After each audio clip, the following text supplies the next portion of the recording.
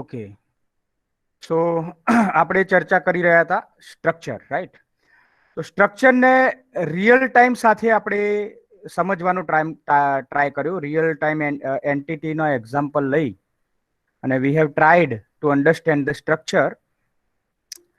આપણે અમુક એક્ઝામ્પલ લીધા કે સપોઝ ફ્રૂટને તમે સ્ટ્રક્ચર તરીકે કન્સિડર કરો. If you consider the fruit as a structure, તો જ્યારે આપણે ફ્રૂટની વાત કરીશું ત્યારે એના બિહેવિયરની વાત કરીએ તો ફ્રૂટ હોય તો એની અંદર શું હશે? તો એના વેરિયેબલ કયા કયા વિચારી શકાય? ફ્રૂટની અંદર એવી વસ્તુઓ કે જે ચેન્જ થતી હોય, મતલબ દરેક ફ્રૂટમાં એની બિહેવિયર ચેન્જ થતું હોય. તો દરેક ફ્રૂટનો આકાર. જ્યારે આપણે ફ્રૂટની વાત કરીએ તો એની અંદર મેંગો, બનાના, એપલ આ બધા જ આવી જાય. તો ફ્રૂટ જનરલ વસ્તુની વાત કરીએ, ફ્રૂટ ટેમ્પલેટની વાત કરીએ, ત્યારે ફ્રૂટ એટલે શું? તો કે ફ્રૂટ તો એનો કોઈ કલર હશે, ફ્રૂટ એનો કોઈ આકાર હશે, ફ્રૂટ એનો કોઈ સ્વાદ હશે, રાઈટ? તો ફ્રૂટ તો એના વેરિયેબલ કયા થશે? એના સ્ટ્રક્ચર વેરિયેબલ, મતલબ સ્ટ્રક્ચરના જે મેમ્બર છે, સ્ટ્રક્ચર વેરિયેબલ ના કહેવાય પણ સ્ટ્રક્ચરના મેમ્બર. તો ફ્રૂટ સ્ટ્રક્ચરના મેમ્બર આપણે કયા કન્સિડર કરી શકીએ કે ભાઈ એનો આકાર છે, સ્વાદ છે, એનું કલર છે. So this are the structure members. એ ફ્રૂટ સ્ટ્રક્ચરના મેમ્બર થશે. હવે જ્યારે હું વાત કરું કે ફ્રૂટ મેંગો, તો ફ્રૂટ એ ડેટા ટાઈપ તરીકે વર્તે છે અને મેંગો એનો વેરિયેબલ થઈ ગયો, સ્ટ્રક્ચર વેરિયેબલ. ફ્રૂટ ટાઈપનો મેંગો વેરિયેબલ. કોઈ બીજો ફ્રૂટ ટાઈપનો વેરિયેબલ વિચારવું હોય તો કયું વિચારી શકાય? જેમ મેં એક સ્ટ્રક્ચર વેરિયેબલ વિચાર્યો મેંગો, તો ફ્રૂટ બીજો કોઈ સ્ટ્રક્ચર વેરિયેબલ લેવો હોય તો ફ્રૂટનો? Yes, anybody?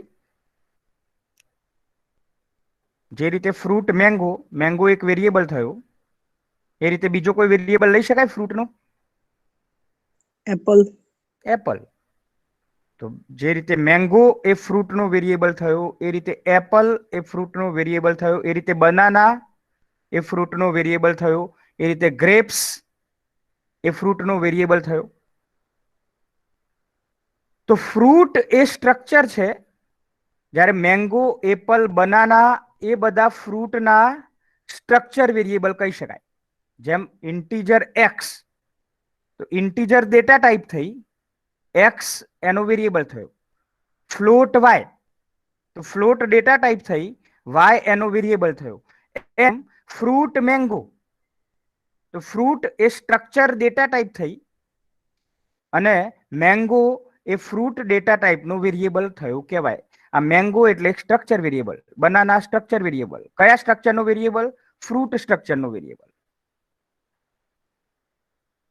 ઓકે, હવે ફ્રૂટ તો એના મેમ્બર કયા? સ્ટ્રક્ચરના મેમ્બર કયા? ફ્રૂટ સ્ટ્રક્ચરના મેમ્બર કયા? તો ફ્રૂટનું જનરલ ટેમ્પલેટ કેવું છે કે ભાઈ ફ્રૂટ તમે જ્યારે વિચારો છો તો એની અંદર એનો કલર હશે, એનો શેપ હશે, એનો સ્વાદ હશે. એ બધા એના વેરિયેબલ થયા. તો આઈ થિંક આપણે ગઈકાલે સમજવાનો ટ્રાય કરેલો. તો કોઈ પણ સ્ટ્રક્ચર બનાવવું હોય તો આપણે કેવી રીતે બનાવીએ છીએ? કોઈ પણ સ્ટ્રક્ચર બનાવવું હોય તો આપણે સ્ટ્રક્ટ કીવર્ડનો યુઝ કરીશું અને પછી સ્ટ્રક્ચરનું નામ આપીએ. એના પછી એના સ્ટ્રક્ચરના મેમ્બર લઈશું. આ બધા જે છે એ એના મેમ્બર છે. Data type variable 1, data type variable 2, data type variable 3. આ બધા સ્ટ્રક્ચરના મેમ્બર થયા. Structure is a group of variable of different data type. Logical group of variable of different data type. જુદા જુદા ડેટા ટાઈપ વાળા વેરિયેબલનું group, એટલે એને આપણે સ્ટ્રક્ચર કહીએ છીએ. ઓકે, સ્ટ્રક્ચર પૂરું થયા પછી આપણે આને જે સ્ટ્રક્ચર વેરિયેબલ પણ અહીં લઈ શકાય. આપણે વાત કરતા હતા ગઈકાલે કે ધારો કે સ્ટુડન્ટ સ્ટ્રક્ચર હોય તો સ્ટુડન્ટ સ્ટ્રક્ચરના મેમ્બર કયા?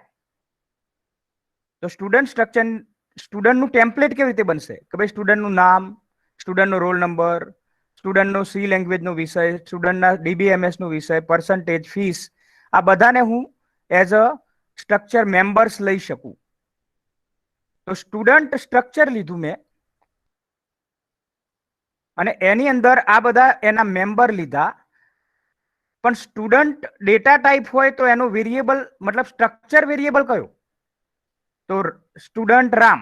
તો રામ એ એનો એક વેરિયેબલ થઈ ગયો. સ્ટુડન્ટ ડેટા ટાઈપનો વેરિયેબલ તો કે રામ એ સ્ટુડન્ટ ડેટા ટાઈપનો વેરિયેબલ.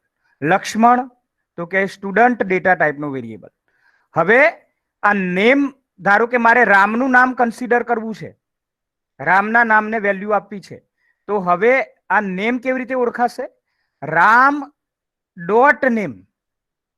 આ નેમ ને એક્સેસ કરવું હોય તો હું કેવી રીતે કરી શકીશ?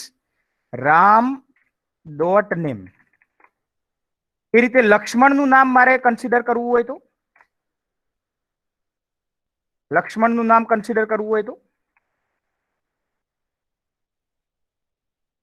એ રીતે ઓળખાશે લક્ષ્મણનું નામ? Laxman dot name. Dot operator use થશે જ્યારે પણ મારે આ એલિમેન્ટ્સ જે છે, મેમ્બર છે સ્ટ્રક્ચરના, એને કોઈ પર્ટિક્યુલર સ્ટ્રક્ચર વેરિયેબલથી એક્સેસ કરવા હોય તો હું ડોટ ઓપરેટરનો ઉપયોગ કરીશ. રામનું સી લેંગ્વેજ એટલે કેવી રીતે લખાશે? કેવી રીતે લખાશે? Ram dot C language. એ રીતે રામના પર્સન્ટેજ કેવી રીતે કન્સિડર થશે? Ram dot percentage. એ રીતે લક્ષ્મણના પર્સન્ટેજ કેવી રીતે કન્સિડર થશે? Laxman dot percentage. તો આવા તમે ધારો એટલા સ્ટુડન્ટ ક્રિએટ કરી શકો. સ્ટુડન્ટ ક્રિએટ કરવા મતલબ સ્ટુડન્ટ ડેટા ટાઈપના વેરિયેબલ ક્રિએટ કરવા. તો સ્ટુડન્ટ ડેટા ટાઈપના મેં બે વેરિયેબલ ક્રિએટ કર્યા, રામ અને લક્ષ્મણ. આ રામ લક્ષ્મણ એ મારા કેવા વેરિયેબલ કહેવાશે? સ્ટ્રક્ચર વેરિયેબલ કહેવાશે. જ્યારે સ્ટુડન્ટ સ્ટ્રક્ચર બનાવવામાં મેં જે વેરિયેબલ લીધા સ્ટુડન્ટ સ્ટ્રક્ચર બનાવવા માટે, એ વેરિયેબલ એ મેમ્બર્સ ઓફ સ્ટ્રક્ચર કહેવાશે. આ મેમ્બર્સ ઓફ સ્ટ્રક્ચર જે છે એ સ્ટ્રક્ચરનું બિહેવિયર કેવું છે એ બતાવે. એનું બિહેવિયર બતાવશે. સ્ટ્રક્ચર કન્સ્ટ્રક્ટ થશે આ વેરિયેબલથી. અને આ સ્ટુડન્ટ સ્ટ્રક્ચર ના વેરિયેબલ એટલે કયા? તો કે રામ લક્ષ્મણ એ સ્ટુડન્ટના વેરિયેબલ થયા. ઓકે, આવું તમે કોઈ પણ વસ્તુ વિચારી શકો. દાખલા તરીકે આપણે ગઈકાલે વાત કરેલી આ જુદા જુદા સ્ટ્રક્ચર. તો આ ફ્રૂટ સ્ટ્રક્ચર બનાવ્યું હોય તો ફ્રૂટના મેમ્બર કયા? તો એનો કલર એનો મેમ્બર થયો, ટેસ્ટ એનો મેમ્બર થયો, શેપ એનો મેમ્બર થયો. હવે ફ્રૂટ મેંગો, તો mango dot colour is equal two, મતલબ મેંગોનો કલર કેવો છે? તો ભાઈ જો કાચું હોય તો ગ્રીન, પાકું હોય તો ઓરેન્જ. તો mango dot colour is equal to green. Mango નામનો ફ્રૂટનો વેરિયેબલ, સ્ટ્રક્ચર વેરિયેબલ, એનો colour mango dot colour is equal to orange. એ રીતે ધારો કે ફ્રૂટ બનાના, તો banana dot colour is equal to green. Banana dot colour is equal to green. Mango dot shape, તો mango dot shape is equal to એનો જે shape આવતો હોય, દાખલા તરીકે mango dot shape is equal two circle આકારનો છે તો સર્કલ શેપ. અને બનાના ડોટ શેપ તો એ નળાકારનો છે, નળાકાર છે, તો banana dot shape is equal two cylinder shape. Banana dot shape is equal two cylinder shape.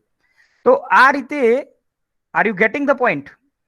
કોઈ પણ સ્ટ્રક્ચર બનાવવું હોય તો પહેલા એનું એક ટેમ્પલેટ તૈયાર કરવું પડે. આ ટેમ્પલેટની અંદર શું કરીશું? આપણે એના મેમ્બર્સ ક્રિએટ કરીશું. એ મેમ્બર છે એ એનો બિહેવિયર બતાવશે. ધારો કે હ્યુમન સ્ટ્રક્ચર વિચારો તો આમાં હ્યુમન સ્ટ્રક્ચર આપણે બનાવીએ. ધારો કે હ્યુમન, તો હ્યુમનના વેરિયેબલ કયા?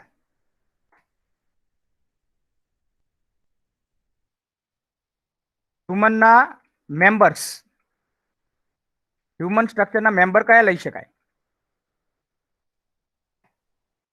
દરેક માણસનું કંઈક નામ હોય છે. ચલો, એક થયું. બીજા? રિલીજન. રિલીજન એટલે ધર્મ. એકચ્યુઅલી ધર્મ વિશે આપણી બધી માન્યતાઓ ખોટી છે. હિન્દુ મુસ્લિમ એ માણસનો ધર્મ નથી. માણસનો ધર્મ શું છે? સમજવું એ માણસનો ધર્મ છે. એના ઉપર ડિટેલમાં ચર્ચા આપણે અત્યારે નહીં કરીએ. હોબી લઈ શકીએ સાહેબ? હોબી લઈ શકાય, પણ એના સિવાય ઘણા બધા વેરિયેબલ છે. હોબી ઘણી વખત બદલાતી રહે. બર્થડે ડેટ, બર્થ ડેટ એજ, છે, જેન્ડર. ચલો એજ લઈ શકાય, જેન્ડર લઈ શકાય. એના સિવાય ઘણા બધા વેરિયેબલ છે. સમજો માણસ છે તો એના હાથ હશે, પગ હશે, આંખો હશે, હાથ પગ આંખો નોઝ. 5 જ્ઞાનેન્દ્રિય છે, 5 કર્મેન્દ્રિય છે. આ બધા એના મેમ્બર તરીકે તમે લઈ શકો. Are you getting etcetera. હવે જ્યારે હું વાત કરું માણસનું કલર બી હશે ને, કલર એનો મતલબ ચામડીનો રંગ.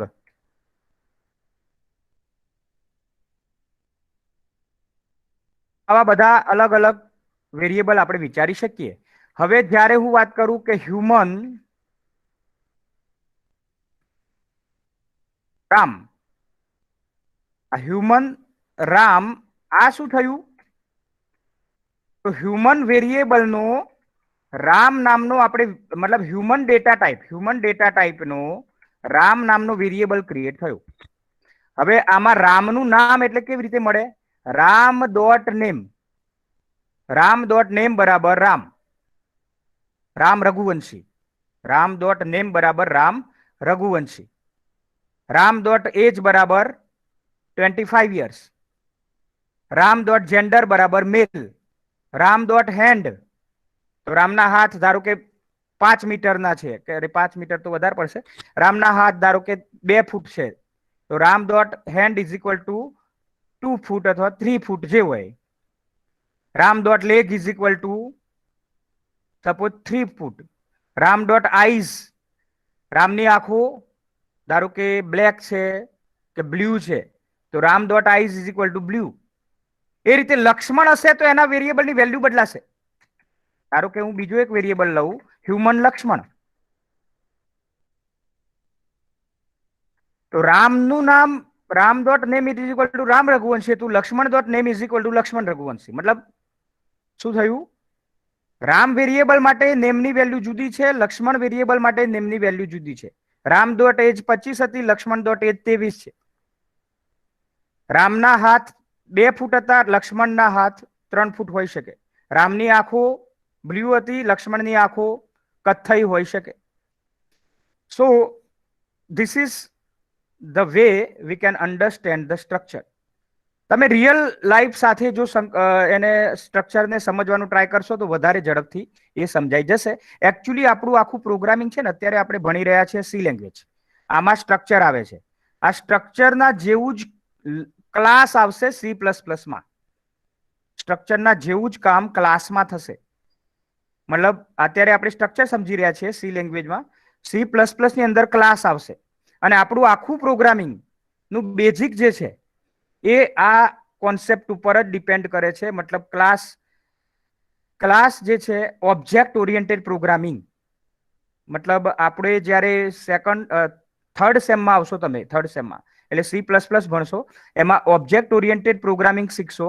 ઓબ્જેક્ટ ઓરિએન્ટેડ પ્રોગ્રામિંગ જે છે એ ક્લાસ ઓબ્જેક્ટ ઉપર કામ કરશે. આખું પ્રોગ્રામિંગ જે છે સી લેંગ્વેજમાં પ્રોગ્રામિંગનું લોજિક ક્લિયર થશે, પણ પ્રોગ્રામિંગને બનાવવું કેવી રીતે, બિલ્ડ કેવી રીતે કરવું, તો એ ક્લાસ અને ઓબ્જેક્ટના દ્વારા બિલ્ડ થશે આખું પ્રોગ્રામિંગ. તો પછી એ કોઈ પણ લેંગ્વેજ હોય, જાવા હોય, PHP હોય કે પછી એની લેંગ્વેજ એન્ડ્રોઈડ હોય, દરેકે દરેક લેંગ્વેજ આ કોન્સેપ્ટ ઉપર ચાલશે, ક્લાસ ઓબ્જેક્ટ, ક્લાસ ઓબ્જેક્ટ. તો બધું જ પ્રોગ્રામિંગનો જે વે છે એ એકચ્યુઅલી રિયલ ટાઈમ કોન્સેપ્ટ ઉપરથી જ લીધેલું છે. રિયલ ટાઈમ કોન્સેપ્ટ મતલબ હ્યુમન છે, 2 વ્હીલર છે, 4 વ્હીલર છે, ફેન છે, તો આ બધા ક્લાસ તરીકે કન્સિડર થશે. ફ્રૂટ છે, તો આ બધું ક્લાસ. અને એ ક્લાસના ઓબ્જેક્ટ, દાખલા કે ફ્રૂટ મેંગો, તો મેંગો એનો ઓબ્જેક્ટ બની ગયો. ફ્રૂટ બનાના, બનાના એનો ઓબ્જેક્ટ બની ગયો. અહીં આપણે ઓબ્જેક્ટને સ્ટ્રક્ચર વેરિયેબલ કહીએ છીએ અને ક્લાસ જે છે એને આજે અત્યારે સ્ટ્રક્ચર કહીએ છીએ. સ્ટ્રક્ચર અને ક્લાસમાં ફરક પણ છે. એ ફરક આપણે સેમિસ્ટર 3 માં સમજી શકીએ. પણ અત્યારે આપણે જો સ્ટ્રક્ચરને વ્યવસ્થિત સમજી લીધું તો પછી ક્લાસને સમજવામાં ડિફિકલ્ટી નહીં રહે, ક્લાસ બહુ સરળતાથી સમજાશે. એટલે સેમિસ્ટર 3 અથવા તો આપણા પ્રોગ્રામિંગનું જે મેન બેઝિક બિલ્ડિંગ બ્લોક છે એ ક્લાસ અને ઓબ્જેક્ટને સમજવા જે સેમિસ્ટર 3 માં તમે સમજશો, પણ એનું બેઝિક અત્યારે આવશે સ્ટ્રક્ચરમાં. એટલે સ્ટ્રક્ચર જો વ્યવસ્થિત સમજાઈ ગયું તો ક્લાસ ઓબ્જેક્ટ બહુ ઝડપથી તમે સમજી શકશો, અને ક્લાસ ઓબ્જેક્ટ સમજાઈ ગયું તો પ્રોગ્રામિંગને બિલ્ડ કેવી રીતે કરવું, આગળ કેવી રીતે વધારવું, એ તમે બહુ સરળતાથી સમજી શકશો. સો એ આપણે સેમિસ્ટર 3 વખતે સેમિસ્ટર 3 ની વાત કરીશું, પણ અત્યારે આપણે ચર્ચા કરીએ છીએ સાની કે સ્ટ્રક્ચર કેવી રીતે બનાવવું. તો વધારે સારી ખબર કેવી રીતે પડશે કે આપણે એનો એકાદ પ્રોગ્રામ બનાવીએ. Let's make one program for structure.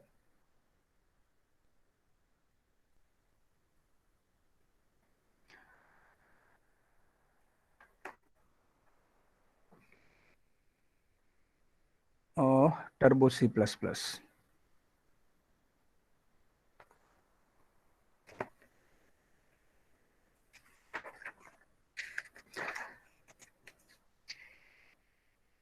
આપણે એક કામ કરીએ,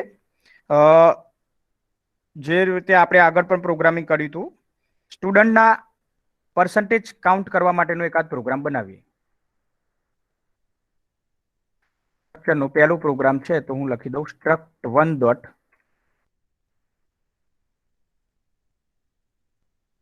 C. ચલો લેટ્સ મેક ઇટ. ધારો કે સૌથી પહેલા તો header file include stdio.h include onio.h. હવે હું એક સ્ટ્રક્ચર બનાવું, સ્ટ્રક્ટ. ધારો કે સ્ટ્રક્ચરનું નામ રાખીએ સ્ટુડન્ટ. સ્ટ્રક્ટ સ્ટુડન્ટ નામનું મેં સ્ટ્રક્ચર બનાવ્યું. એમાં હું આ સ્ટ્રક્ચરને પહેલા હું શું કરીશ, ટેમ્પલેટ ક્રિએટ કરીશ. આ સ્ટ્રક્ચરનું ટેમ્પલેટ કેવી રીતે ક્રિએટ થશે, એના મેમ્બરથી. એનું બિહેવિયર કેવું હશે એના મેમ્બરથી ખબર પડશે. તો એના વેરિયેબલ કયા કયા હોઈ શકે. ધારો કે હું લઉં integer roll number,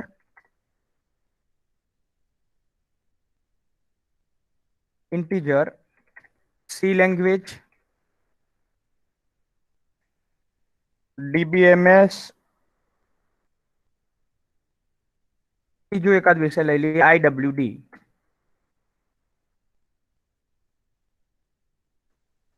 integer percentage. આ રીતે મેં શું કર્યું, એક સ્ટ્રક્ચર ક્રિએટ કર્યું. હવે આ સ્ટ્રક્ચરનો હું સ્ટ્રક્ચર વેરિયેબલ પણ ક્રિએટ કરી શકું, રામ. ધારો કે મેં એક સ્ટ્રક્ચર વેરિયેબલ રામ અહીં ક્રિએટ કર્યો, અને જેવું સ્ટ્રક્ચર પૂરું થાય એટલે સેમિકોલોન. હવે void main void.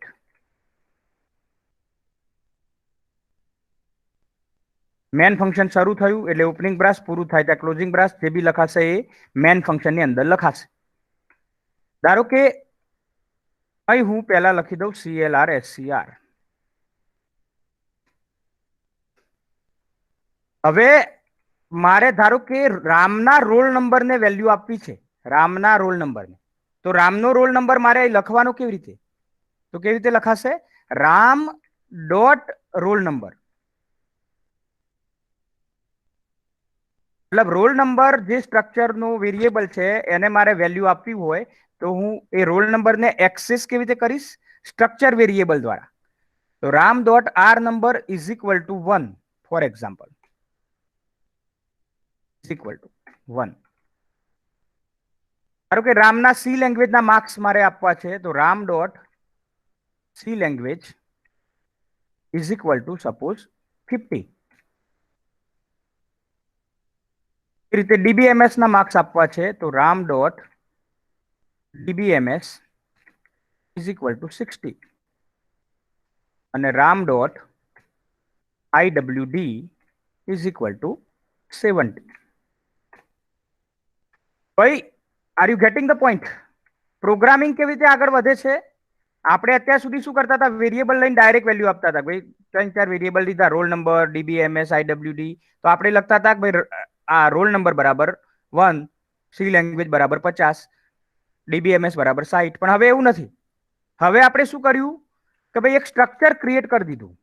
હવે આ સ્ટ્રક્ચર રામ માટે પણ કામ કરશે, લક્ષ્મણ માટે પણ કામ કરશે. તમે કોઈ પણ વેરિયેબલ ક્રિએટ કરી શકો, સ્ટ્રક્ચર વેરિયેબલ ક્રિએટ કરી શકો, અને એ વેરિયેબલ, એ પર્ટિક્યુલર સ્ટ્રક્ચર વેરિયેબલને વેલ્યુ પણ તમે આપી શકો. અહીં રામને વેલ્યુ આપવી મતલબ શું? રામના રોલ નંબરને વેલ્યુ આપવી, રામનો સી લેંગ્વેજને વેલ્યુ આપવી, રામના DBMS ને વેલ્યુ આપવી, રામના IWD ને વેલ્યુ આપવી. ઓકે, રામના પર્સન્ટેજ કેલ્ક્યુલેટ કરવા કેવી રીતે થશે? Ram dot percentage is equal to ram dot C language plus ram dot DBMS plus ram dot IWD. આ ત્રણનો સરવાળો ભાગ્યા 3.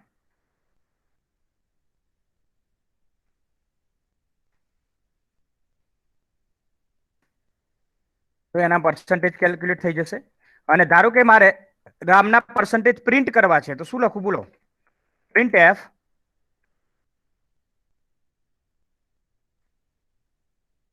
Ram percentage is equal two શું લખીશ? યસ, શું લખું? Ram percentage is equal two access specifier કેવી રીતે લખીશ? શું લખાયેલા? Anybody? Ram percentage is equal to percentage D. percentage percentage D. D. Ram percentage is equal to percentage D is equal to percentage D. Comma કરીને સ્લેશ n આપવું હોય તો આપી દઉં, સ્લેશ n, અને કોમા કરીને શું લખીશ? કોમા કરીને percentage D માં કોની વેલ્યુ પ્રિન્ટ થશે? RAM percentage. Ram dot percentage. કોની વેલ્યુ? Ram dot percentage. મતલબ હવે આપણે પ્રોગ્રામિંગ વિચારવાનો આપણો આખો જે કોન્સેપ્ટ હતો એ આપણો બદલાઈ જાય છે. આપણી જોવાની રીત બદલાઈ જાય છે. અત્યાર સુધી જે પ્રોગ્રામિંગ કર્યું એમાં આપણે શું કરતા હતા? ડાયરેક્ટ વેરિયેબલ, રોલ નંબર બરાબર 1, સી લેંગ્વેજ બરાબર 50, DBMS બરાબર 60. હવે એવું નથી.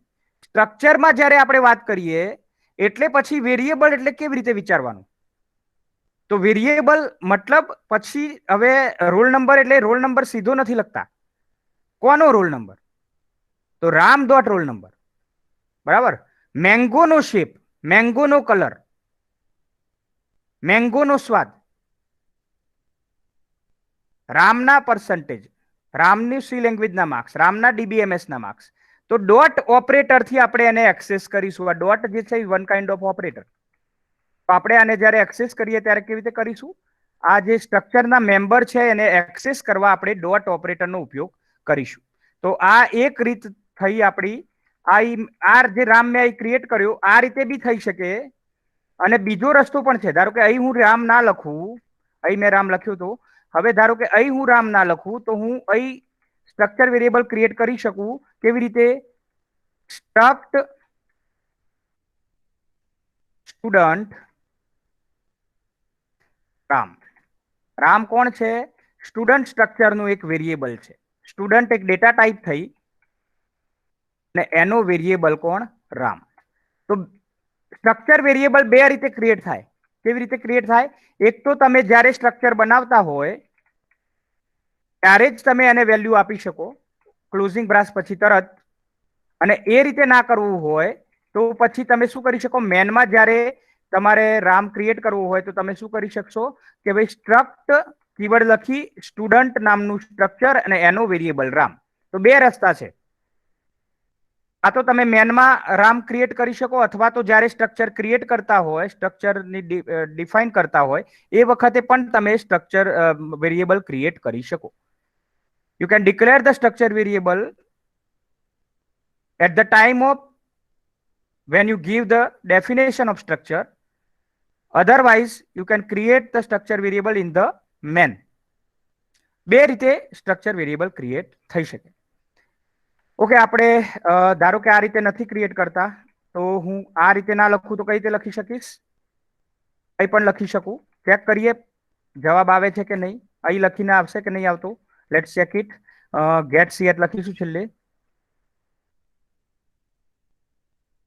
Let's run it. Here you can see રામના પર્સન્ટેજ કેટલા આવ્યા? 60. આઉટપુટમાં આપણે માત્ર પર્સન્ટેજ પ્રિન્ટ કરાયા તો રામના પર્સન્ટેજ આવી ગયા 60. ઓકે, ધારો કે રામ તમે અહીં ક્રિએટ કર્યો. અહીં ધારો કે હું બીજો વેરિયેબલ લક્ષ્મણ લેવા માંગતો હોય શું કરીશ? લક્ષ્મણ.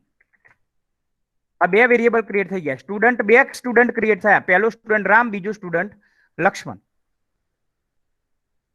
પણ ધારો કે હું રામ જ્યારે સ્ટ્રક્ચર ડિફાઇન કરું ત્યારે લઉં છું, ડિક્લેર કરું ત્યારે લઉં છું, અને લક્ષ્મણને મારે ત્યાં નથી લેવો, અહીં લઈએ. સ્ટ્રક્ટ સ્ટુડન્ટ લક્ષ્મણ, એટલે બે રીતે આવી જાય. આપણે બે રસ્તા છે. કાં તો તમે ત્યાં બી કરી શકો અને અહીં કરવું હોય તો બી થઈ શકે. આવું કરો તો બી ચાલે, આમ ના કરવું હોય અને અહીં દાખલા તરીકે સ્ટ્રક્ચર પૂરું કર્યું, અહીં બે વેરિયેબલ એક સાથે લઈ લો તો પણ ચાલે. પહેલો રામ કોમા લક્ષ્મણ, જેમ ઇન્ટીજર એક્સ કોમા વાય એમ સ્ટુડન્ટ રામ કોમા લક્ષ્મણ. તો રામ નામનો મેં એક સ્ટુડન્ટ લીધો, બીજો લક્ષ્મણ નામનો સ્ટુડન્ટ લીધો.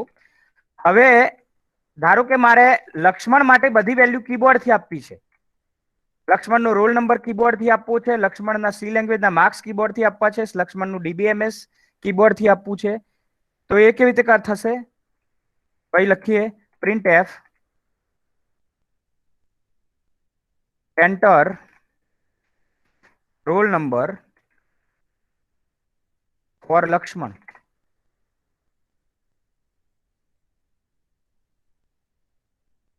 લક્ષ્મણનો રોલ નંબર નાખો /n. હવે હું સ્કેનએફ કરીશ. સ્કેનએફ ડબલ કોટેશનમાં %d કોમા યસ. શું લખું બોલો? અહીં શું લખીશ? લક્ષ્મણના રોલ નંબરને વેલ્યુ આપવી છે. એમ્પરસન કહીને શું લખું? Laxman dot roll number. Right, Laxman dot roll number. Very good. આવું ને આવું 3 વિષયના માર્ક્સ લક્ષ્મણ માટે ઇનપુટ કરવા છે. પ્રિન્ટ એફ ડબલ કોટેશનમાં એન્ટર માર્ક્સ ઓફ 3 સબ્જેક્ટ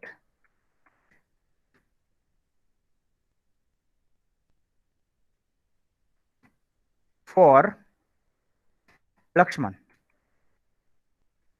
લક્ષ્મણના 3 વિષયના માર્ક્સ નાખો. શું કરીશ? સ્કેનએફમાં 3 વખત %d લખીશ. ડબલ કોટેશનમાં 3 વખત %d કોમા. હવે લક્ષ્મણના પહેલો વિષય એટલે એમ્પરસન બોલો. Lakshman dot C language comma ampersand Lakshman dot DBMS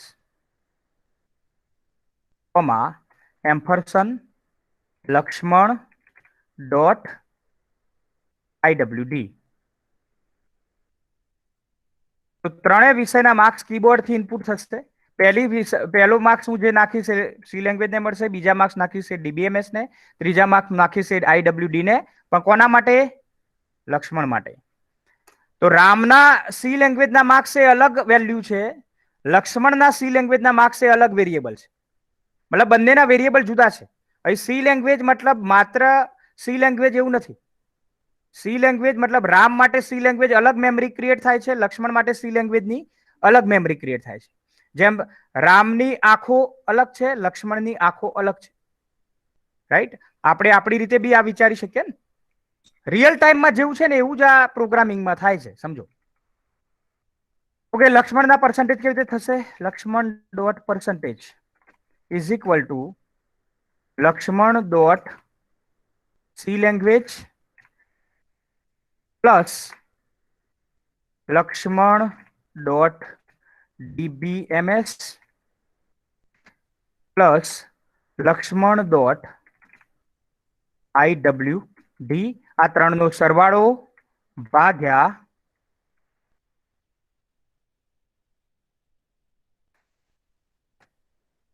શું કરી શકાય? કેટલા? 3.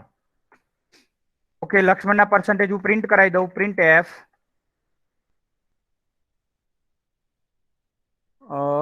હું અહીં ધારો કે લક્ષ્મણના પર્સન્ટેજ પ્રિન્ટ કરું. લક્ષ્મણ percentage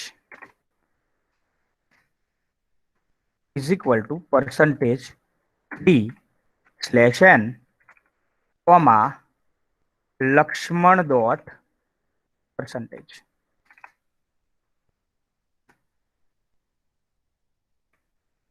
સમજાય છે? તો આ એક સિમ્પલ પ્રોગ્રામ આપણે બનાવ્યો. આમાં રન કરીને જરા ચેક કરીએ. તો રામ માટે મેં વેલ્યુ ડાયરેક્ટ આપી, લક્ષ્મણ માટે બધી વેલ્યુ કીબોર્ડ થી આપી. રામ માટે શું કર્યું કે રાલનો રોલ નંબર ડાયરેક્ટ લખી દીધો ફિક્સ. જ્યારે લક્ષ્મણ માટે શું કર્યું? ડાયનેમિક કર્યું. ડાયનેમિક કર્યું મતલબ જે વેલ્યુ કીબોર્ડ થી નાખીશું એ પ્રમાણે એના માર્ક્સ ઇનપુટ થશે, એ પ્રમાણે એના પર્સન્ટેજ કેલ્ક્યુલેટ થશે અને પર્સન્ટેજ પ્રિન્ટ પણ એ પ્રમાણે થશે. ક્લિયર? રામના પર્સન્ટેજ તો ડાયરેક્ટ 60 આવ્યા કેમ કે એના માટે આપણે કોઈ ઇનપુટ કર્યું નથી, ડાયરેક્ટ લખ્યું હતું. એના જે બી 3 વિષયના માર્ક્સ હતા એ 50, 60 અને 70 હતા, એટલે એ પ્રમાણે એના પર્સન્ટેજ 60 આવી ગયા. પણ enter roll number for Laxman, ધારો કે લક્ષ્મણનો રોલ નંબર 2 છે. Enter marks for 3 subject, Laxman માટેના 3 સબ્જેક્ટના માર્ક્સ. તો હું ધારો કે નાખું 70, 80, 90. તો લક્ષ્મણના પર્સન્ટેજ કેટલા આવશે? 80 આવશે. લક્ષ્મણના પર્સન્ટેજ કેટલા આવ્યા? 80 આવ્યા. ઓકે, આમાં હું ધારો કે આ બધું જ પ્રિન્ટ રામ માટે જે રોલ નંબર, એના સી લેંગ્વેજના માર્ક્સ, DBMS ના માર્ક્સ, આ બધું પ્રિન્ટ કરવું હોય તો કરી શકાય. એમાં કોઈ બહુ વધારાની વસ્તુ નથી. પ્રિન્ટ ટેબ લખવું પડે, પ્રિન્ટ ટેબ લખવું પડે. એ બધું પ્રિન્ટ કરવું હોય તો પણ આપણે કરી તો શકીએ જ. તો એ રીતે આ સ્ટ્રક્ચરને સમજવાનું આટલું જ છે. સ્ટ્રક્ચર સમજવા માટે મૂળ આટલી વસ્તુ સમજાઈ જાય તો તમે સ્ટ્રક્ચરનો કોઈ પણ પ્રોગ્રામ બનાવી શકો. So this is a very simple concept of structure. અહીં તમે જે આ સ્ટુડન્ટ લખ્યું આને કહેવાય સ્ટ્રક્ચર ટેગ અથવા સ્ટ્રક્ચરનું નામ. શું કહેવામાં આવે છે? Structure tag. પછી આ જે લીધા integer role number, C language, DBMS, IWD, integer percentage, આ સ્ટ્રક્ચરનું બિહેવિયર બતાવે છે. મતલબ સ્ટ્રક્ચરનું ઓવરઓલ ટેમ્પલેટ આ ક્રિએટ થયું. તો આ જે છે એને શું કહેવામાં આવે છે? મેમ્બર્સ ઓફ સ્ટ્રક્ચર અથવા structure elements. Elements of structure અથવા મેમ્બર્સ ઓફ સ્ટ્રક્ચર. તો સ્ટ્રક્ચરની અંદર જે વેરિયેબલ આપણે લીધા એને કહેવાય છે મેમ્બર્સ ઓફ સ્ટ્રક્ચર. અને આ જે લીધા રામ અને લક્ષ્મણ, એ સ્ટુડન્ટ ડેટા ટાઈપ થઈ ગઈ. સ્ટુડન્ટ એક પ્રકારની ડેટા ટાઈપ થઈ, યુઝર ડિફાઇન ડેટા ટાઈપ. અને એના વેરિયેબલ આપણે લીધા રામ લક્ષ્મણ. આ રામ લક્ષ્મણ જે લીધા એ શું કહેવાશે? Structure variable. મતલબ સ્ટુડન્ટ સ્ટ્રક્ચરના વેરિયેબલ, સ્ટુડન્ટ ડેટા ટાઈપના વેરિયેબલ રામ લક્ષ્મણ. હવે જેવા રામ લક્ષ્મણ ક્રિએટ કર્યા પછી હું એના મેમ્બરને એક્સેસ કરી શકું.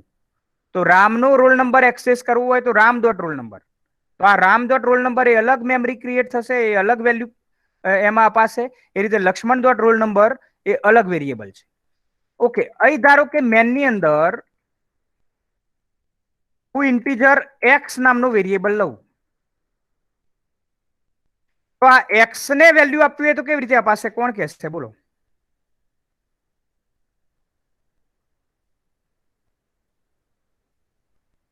યસ, એક્સ ને વેલ્યુ આપવી હોય તો કેવી રીતે લખીશ? રામ ડોટ એક્સ કે લક્ષ્મણ ડોટ એક્સ? ધારો કે એક્સ ને વેલ્યુ આપી છે 90, તો હું કેવી રીતે લખીશ? રામ ડોટ એક્સ બરાબર 90 કે લક્ષ્મણ ડોટ એક્સ બરાબર 90? બોલો.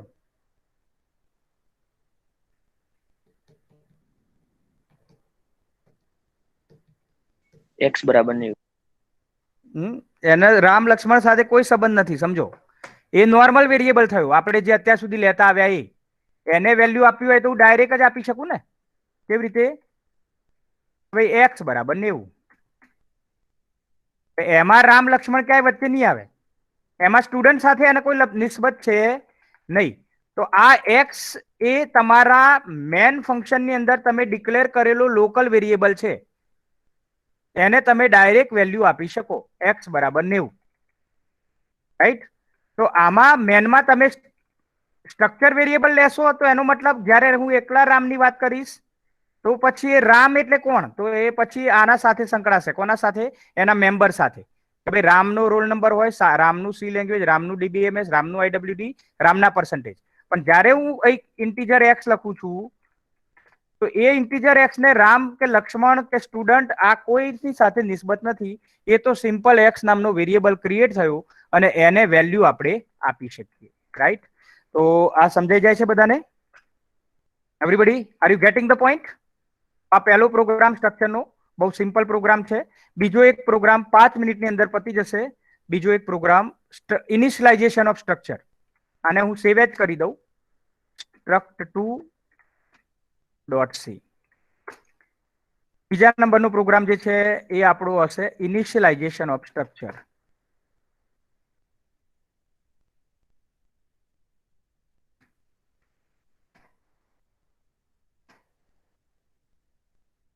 ઓકે, ઇનિશિયલાઇઝેશન ઓફ સ્ટ્રક્ચર મતલબ શું?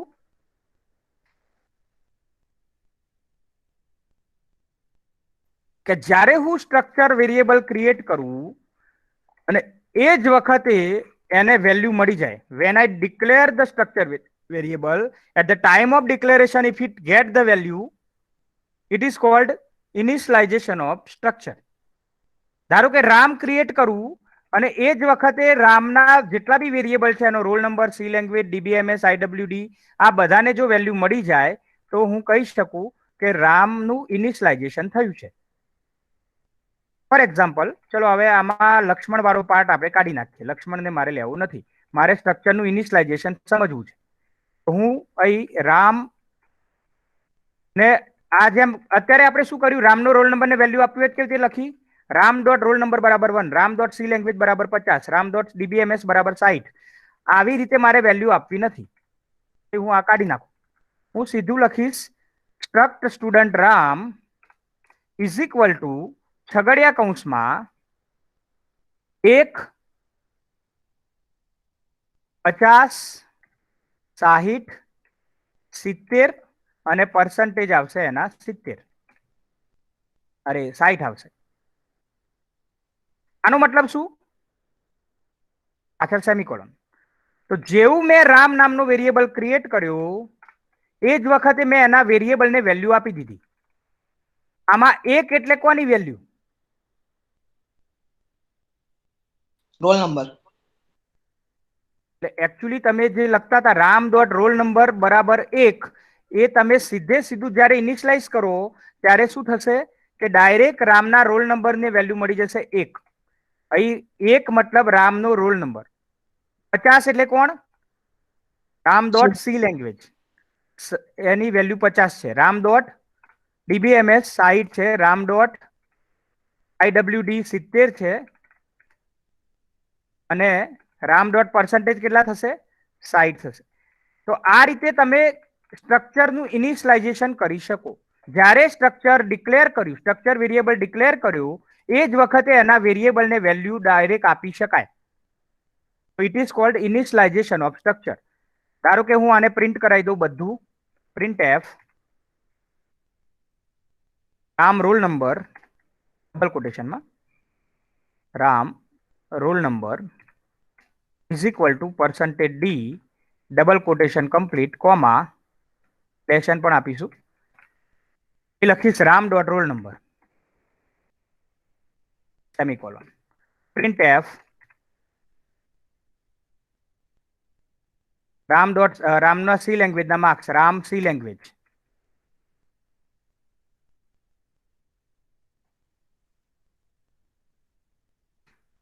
is equal to percentage d slash n comma Ram dot C language. એ રીતે પ્રિન્ટ એફ રામના ડીબીએમએસ ના માર્ક્સ, તો Ram DBMS is equal to percentage d slash n comma Ram dot DBMS. રામના IWD, તો printf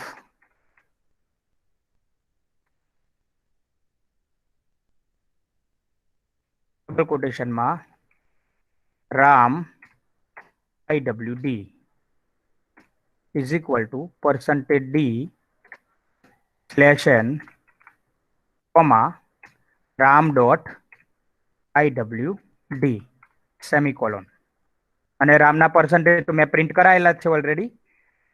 તો આમાં ખાલી ઇનિશિયલાઇઝેશન સ્ટ્રક્ચરમાં કશું બહુ વસ્તુ સિમ્પલ છે. જ્યારે તમે સ્ટ્રક્ચર ડિક્લેર કરો, સ્ટ્રક્ચર વેરિયેબલ ડિક્લેર કરો, એ જ વખતે એના જે મેમ્બર છે એને વેલ્યુ મળી જાય.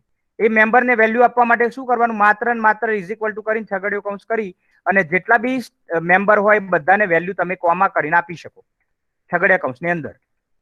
પછી પહેલો વેલ્યુ જે આપી હશે એ એના પહેલા મેમ્બરને મળી જશે, બીજી વેલ્યુ એના બીજા મેમ્બરને મળી જશે. એટલે તમારે પેલું જે ઇન્ડિવિજ્યુઅલી તમે લખતા હતા રામ ડોટ રોલ નંબર બરાબર 1, રામ ડોટ સી લેંગ્વેજ બરાબર 50, એવું દરેક માટે અલગ લખવાની જરૂર નહીં. તમે ડાયરેક્ટ જ ઇઝ ઇક્વલ ટુ કરી અને વેલ્યુ આપી શકો. આને હું રન કરીને ચેક કરીશ. Let us check. So here you can see output રામનો roll number 1, C language 50, DBMS 60, રામના IWD 70 અને રામના પર્સન્ટેજ 60.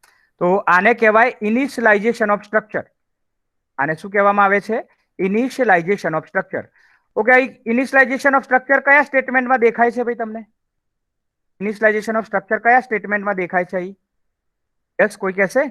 અહીં ક્યાં કહી શકાય કે મેં સ્ટ્રક્ચરનું ઇનિશિયલાઇઝેશન કર્યું? આખા પ્રોગ્રામમાં એવું સ્ટેટમેન્ટ કયું કે જ્યાં આપણે સ્ટ્રક્ચરનું ઇનિશિયલાઇઝ કર્યું? યસ, કોણ કહેશે?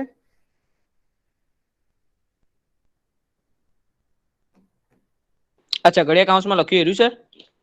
હા, આ જે આખું સ્ટેટમેન્ટ લખ્યું ને, ધીસ વન, આ શું કર્યું? આપણે સ્ટ્રક્ચરનું ઇનિશિયલાઇઝેશન કર્યું.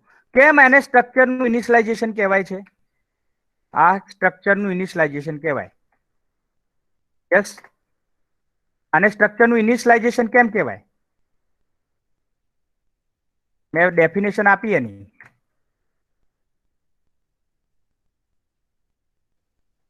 એક સાથે વધારે વેલ્યુ મળી જાય તે માટે. એવી ડેફિનેશન નહીં આપી. કોઈ પણ વેરિયેબલ આપણે આગળ આ બધા કોન્સેપ્ટ ભણ્યા. વેરિયેબલનું ઇનિશિયલાઇઝેશન. વેરિયેબલનું ઇનિશિયલાઇઝેશન એટલે શું? જ્યારે તમે વેરિયેબલ ડિક્લેર કરો એ જ વખતે એને વેલ્યુ મળી જાય તો એને કહેવાય વેરિયેબલનું ઇનિશિયલાઇઝેશન. એરેનું ઇનિશિયલાઇઝેશન. એરેનું ઇનિશિયલાઇઝેશન એટલે શું? જ્યારે તમે એરે ડિક્લેર કરો એ જ વખતે એરેના જેટલા બી એલિમેન્ટ હોય એને વેલ્યુ મળી જાય તો એને કહેવાય એરેનું ઇનિશિયલાઇઝેશન. સ્ટ્રિંગ ઇનિશિયલાઇઝેશન એનો મતલબ શું? જ્યારે બી કોઈ સ્ટ્રિંગ ડિક્લેર કરો એ જ વખતે એ સ્ટ્રિંગને વેલ્યુ મળી જાય તો એને આપણે કહીશું સ્ટ્રિંગ ઇનિશિયલાઇઝેશન. અને એ રીતે સ્ટ્રક્ચર ઇનિશિયલાઇઝેશન એનો મતલબ શું?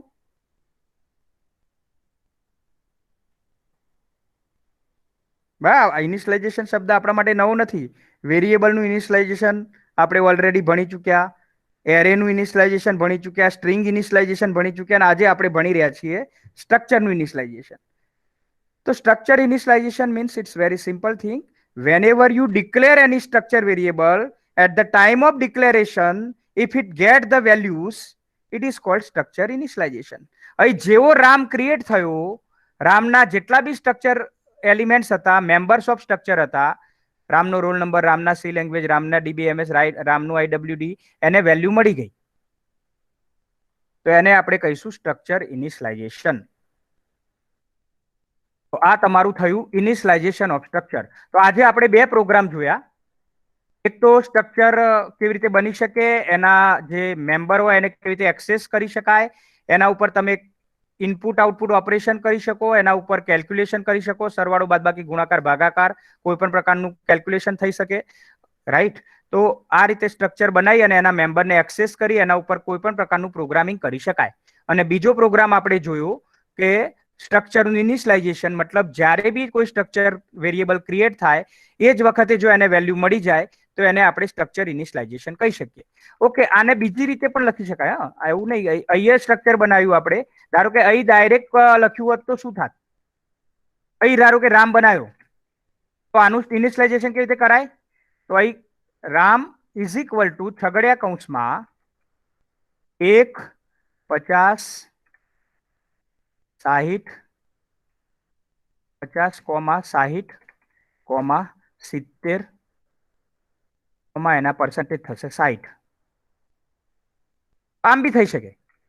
મેનમાં લખો તો આખું લખવું પડે, સ્ટ્રક્ટ સ્ટુડન્ટ રામ, અને પછી એના બધા જ વેરિયેબલની વેલ્યુ. અને જો ડાયરેક્ટ તમે જ્યારે સ્ટ્રક્ચર બનાવો એ જ વખતે રામ ક્રિએટ કર્યો હોય તો છગડીયો કૌંસ પૂરો થયા પછી રામ ઇઝ ઇક્વલ ટુ 150, 60, 70, 60. મેં આને ધારો કે કમેન્ટ કરી દઉં, જે મેનમાં લખ્યું હતું એને કમેન્ટ કરી દઉં, તો આની બીજી રીત આ પણ છે, આમ બી લખી શકાય. આ પણ એક જ વસ્તુ છે, આને પણ સ્ટ્રક્ચર ઇનિશિયલાઇઝેશન જ કહીશું. બે રીતે સ્ટ્રક્ચર વેરિયેબલ ડિક્લેર થઈ શકે, જ્યારે સ્ટ્રક્ચર બનાવો ત્યારે બી કરી શકાય, અથવા તો મેનમાં કરી શકાય. તો આ રીતે પણ લખી શકાય. Here you can see you will get the same result. You will get the same result.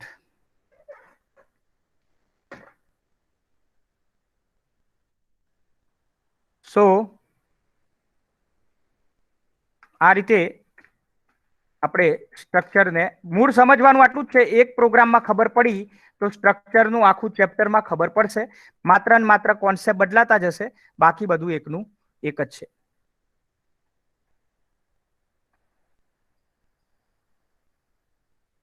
Okay, તમારા મેસેજ નાખી દો ફટાફટ.